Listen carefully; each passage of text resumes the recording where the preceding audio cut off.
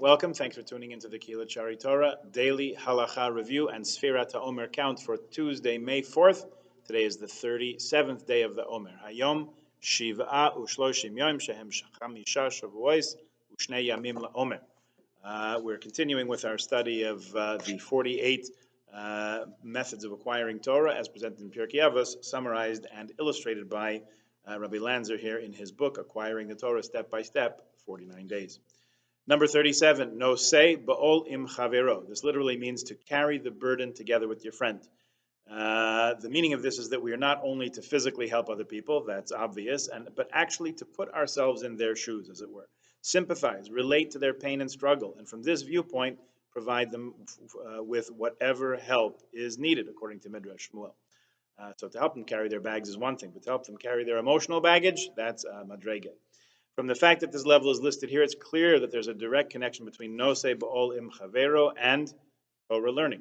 This is also seen during the actual giving of the Torah, where God appeared to the Jewish people as Maise Livnos HaSapir, as we learned when we read it back in Chumash Shemais, sapphire brickwork. The sages explained this to be referring to the extreme suffering endured in Egypt while building bricks in our period of enslavement, says Rashi.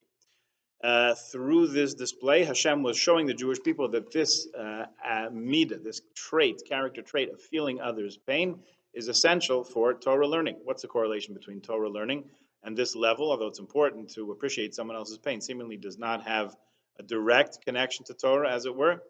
So, Rabbi Chaim Friedlander explains the link as follows. In regard to Torah learning, the Brisker Rav, Reb Chaim Brisker, once commented, one needs to bring your head to the Gemara and not bring the Gemara to your head. That means that for true success in learning, a person should try to suspend their own way of thinking and instead apply the viewpoint of Torah and the line of thought that the Gemara gives.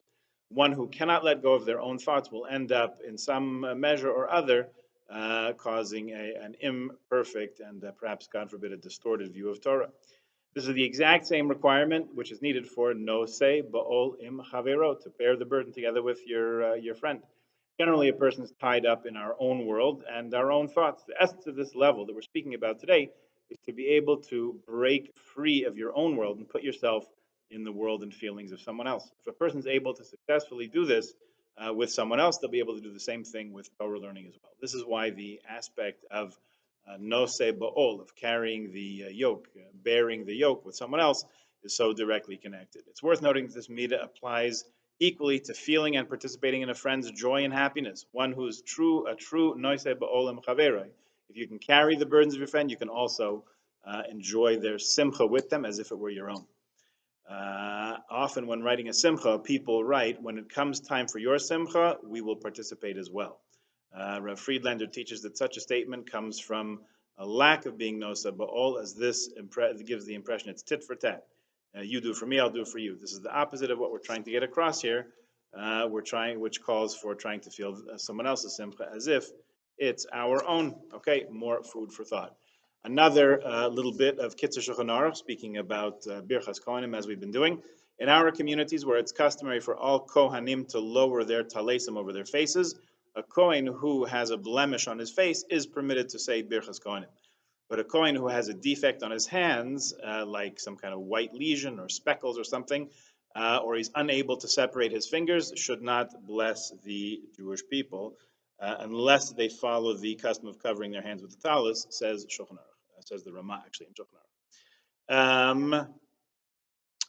Because people accidentally look at the hands, which we said we're not supposed to do, they'll get distracted. If he's well known in his town and lived there for 30 days, that's the Kitzur Shulchan Aruch's definition of well known, and intends to stay there for 6 months or so, or longer. And people recognize him, he can raise his hands to bless the people. If his hands are discolored from dye or paint, he should not raise his hands to bless, because the people will look at them. If most of the people of the town follow this trait of dyeing or painting, he's allowed to do it, because that's how everybody's hands are.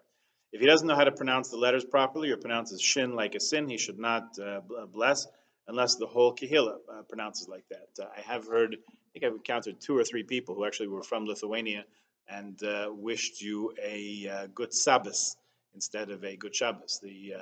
Apparently the Lithuanian dialect doesn't have a shin sound, so they talk. When we speak about getting ready to vas, right? That's not more evidence of that. Any Kohen who doesn't raise his hands for Birchas Kohanim should exit the synagogue before they say Ritzei until the end of the Duchnim, because we don't want to get people wondering why is it that so and so isn't going up for Duchnim. Okay, plenty to think about for today. Please join us again tomorrow. In the meantime, have a swell day.